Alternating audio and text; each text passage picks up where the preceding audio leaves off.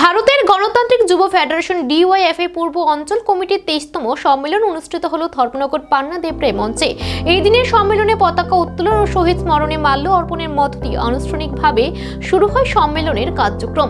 পতাকা উত্তোলন করেন সংগঠনের রাজ্য সম্পাদক মণ্ডলীর সদস্য বাসুদেব ভট্টাচার্য। উপস্থিত ছিলেন ডিওয়াইএফআই রাজ্য সম্পাদক মণ্ডলীর সদস্য বাসুদেব ভট্টাচার্য, যিনি বর্তমান রাজনৈতিক পরিস্থিতি ও যুব আন্দোলনের ভূমিকাকে কেন্দ্র করে গুরুত্বপূর্ণ বক্তব্য তুলে ধরেন। মোট 57 জন প্রতিনিধি সম্মেলনে অংশ নেন।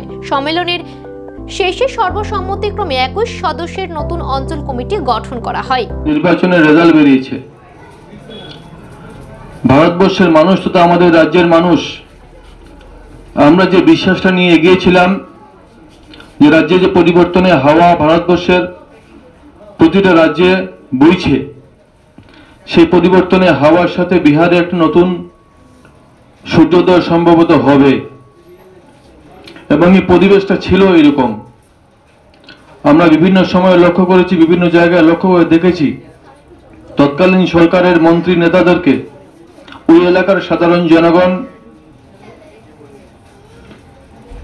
ধিক্কার দিচ্ছেন প্রতি পদক্ষেপে। কিন্তু এরপর যে রেজাল্ট বেরিয়ে আসছে, সেই রেজাল্টটা আমরা মনে করি গণতন্ত্রের পক্ষে কাম্য নয়।